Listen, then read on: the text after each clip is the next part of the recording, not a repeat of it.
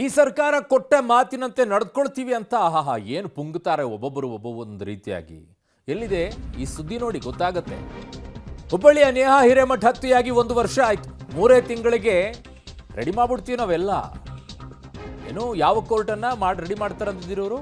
Fast track court. ಎಲ್ಲೋಯ್ತು fast track court? Vanity ಬ್ಯಾಗ್ನಲ್ಲಿ ತ್ರಿಶೂಲ ಇಟ್ಕೊಳ್ಳಿ, ಯಾವನಾದರೂ ಬಂದರೆ ಚುಚ್ಚ್ರಿ ಅಂತ ಹೇಳಿದ್ದಾರೆ ಪ್ರಮೋದ್ ಮುತಾಲಿಕ್. ಪ್ರಚೋದನಕಾರಿ ಹೇಳಿಕೆಯನ್ನು ಕೊಟ್ಟಿದ್ದಾರೆ. ಯಾಕೆ ಅಂತಂದ್ರೆ ನಂಬಿಕೆ ವಿಶ್ವಾಸಗಳ ಹೊರಟೋಗ್ಬಿಡುತ್ತೆ ರೀ. ನೇಹಾಗ್ 27 ಬಾರಿ ಚುಚ್ಚಿದ್ರು, ಒಂದೇ ಬಾರಿ ಚುಚ್ಚಿ ಸಾಕು ಅಂತ ಹೇಳ್ತಾ ಇದ್ದಾರೆ. ಯಾಕೆ ಅಂತಂದ್ರೆ ಆಯುಧ ಪೂಜೆ ನಮ್ಮ ಸಂಪ್ರದಾಯ. ಏನ್ ಮಾಡಕ್ಕಾಗತ್ತೆ ಈಗ? ಯಾಕೆ ಈ ಆಕ್ರೋಶಗಳು ವ್ಯಕ್ತವಾಗುತ್ತೆ ಅಂತಾರೆ ಕೆಲವು ಲೀಡರ್ಸ್ಗಳಿಗೆ. ನೇಹಾ ಹಿರೇಮಠ ಹತ್ಯೆಯಾಗಿ ಅವ್ರ ಮನೆಗೆಲ್ಲ ಪುಂಖಾನುಪುಂಖ ಲೀಡರ್ಸ್ಗಳೆಲ್ಲ ಹೋಗ್ಬಿಟ್ಟು 3 ತಿಂಗಳಿಗೆ 4ನೇ ತಿಂಗಳಿಗೆ 6 ತಿಂಗಳಲ್ಲಿ ಎಲ್ಲ ಶಿಕ್ಷೆಯನ್ನು ಕೊಡಿಸ್ಬಿಡ್ತೀವಿ, ಫಾಸ್ಟ್ ಟ್ರ್ಯಾಕ್ ಕೋರ್ಟಲ್ಲಿ ಎಲ್ಲವನ್ನು ಇತ್ಯರ್ಥ ಮಾಡಿಸ್ಬಿಡ್ತೀವಿ ಅಂತ ಎಲ್ಲ ಪುಂಗಿ ಬಂದಿದ್ರಲ್ಲ. 1 ವರ್ಷ ಆಗಿದೆ. ಪಾಪ ಕುಟುಂಬ ಏನಾಗಿರ್ಬೇಕು ಪರಿಸ್ಥಿತಿ?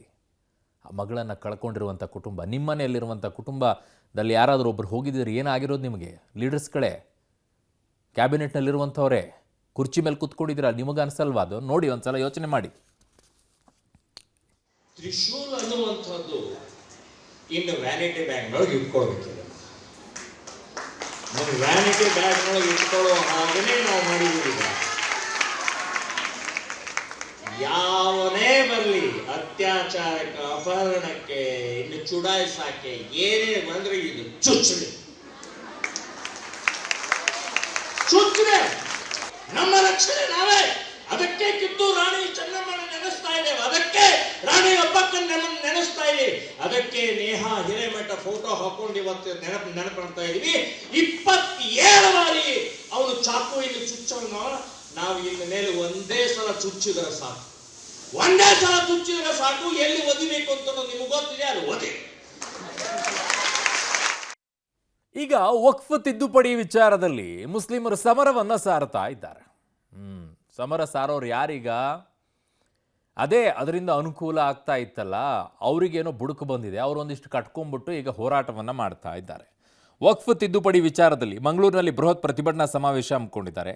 ಕಣ್ಣೂರಿನ ಶಾ ಗಾರ್ಡನ್ ಮೈದಾನದಲ್ಲಿ ರಣಕಹಳೆಯನ್ನು ಮೊಳಗಿಸಿದ್ದಾರೆ. ಸಾವಿರಾರು ಸಂಖ್ಯೆಯಲ್ಲಿ ಪ್ರತಿಭಟನಾಕಾರರು ಜಮಾಯಿಸಿದ್ದಾರೆ. ದಕ್ಷಿಣ ಕನ್ನಡ, ಉಡುಪಿ, ಹಾಸನ, ಚಿಕ್ಕಮಗಳೂರು, ಕೊಡಗು ಜಿಲ್ಲೆಯಿಂದ ಮುಸ್ಲಿಮರೆಲ್ಲ ಅಲ್ಲಿ ಹೋಗಿದ್ದಾರೆ.